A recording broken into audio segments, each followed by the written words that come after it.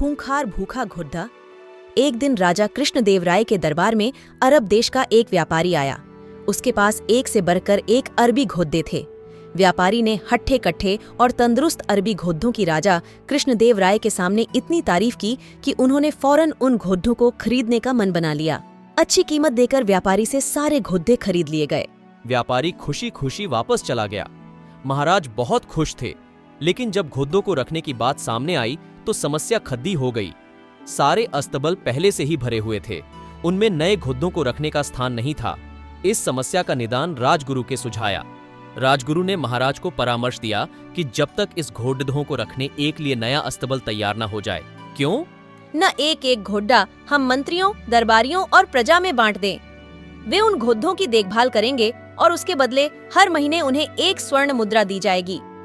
महाराज को राजगुरु की ये सलाह जंच गई और उन्होंने वे घोड़े अपने मंत्रियों और दरबारियों में बंटवा दिए। जो घोड़े बचे वे प्रजा में बांट दिए गए। महाराज का आदेश था, इसलिए सब लोग चुपचाप घोड़े लेकर अपने अपने घर चले गए। एक स्वर्ण मुद्रा में उन घोड़ों के चारे का प्रबंध करना और उनकी देखभाल करना बहुत कठिन था, लेकिन वे राजसी घोड़े थे, इसलिए उनकी देखभाल में कोई कोताही नहीं बरती जा सकती थी। सब अपना पेट काटकर घोड़ों की देखभाल करने लगे। एक घोड़ा तेनालीराम को भी मिला। उसने वह घोड़ा अपने घर ले जाकर एक छोटी सी अंधेरी कुटिया में बांध दिया। उस कुटिया में छोटी सी एक खिड्ढाकी बनी हुई थी। उस खिड्ढाकी से तेनालीराम रोज शाम थोड़ी सी सूखी घास घोड़े को खिलाया करता था। घोड़ा दिन भर भूखा रहता था, इसलिए जैसे ही शाम को खिड्ढाकी से सूखी घास देखता, लपक कर उसे खा जाता। दिन बीतते गए और वह दिन भी आया जब अरबी घोड़ों का अस्तबल बनकर तैयार हो गया।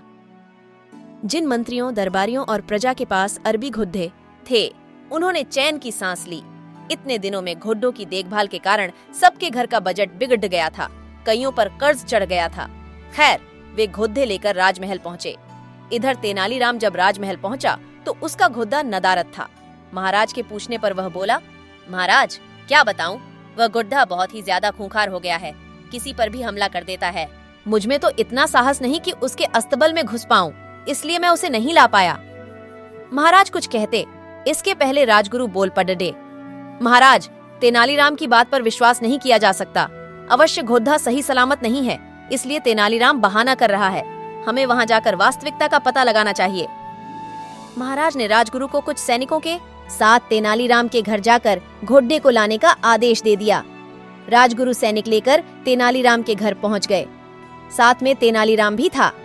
तेनालीराम ने उसे वह कुटिया दिखाई जहां घोड़ा बंधा हुआ था। राजगुरु जब कुटिया के पास पहुंचे तो तेनालीराम बोला, राजगुरु जी संभल के, घोड़ा सच में बहुत खूंखार हो गया है। आप पहले खिड्डकी से उसका मुआयना कर लीजिए। राजगुरु ने भी सोचा कि पहले खिड्डाकी से ही मुआयना कर लेना उचित होगा। वह अपना मुंह खिड्डाकी के पास ले गए। दिन भर से घोड़े ने कुछ खाया नहीं था। तेनालीराम शाम के समय ही उसे सूखी घास दिया करता था, इसलिए जैसे ही राजगुरु खिड्डाकी के पास अपना मुंह लेकर गए, उनकी दारही को सूखी घास समझकर घोड़े ने मुंह में दबा लिया और खींचने लगा। राजगुरु दर्द से चीख पड़े। यह देख, तेनालीराम बोला, मैंने कहा था ना राजगुरु जी कि घोड़ा बद्दा खूंखार हो गया है।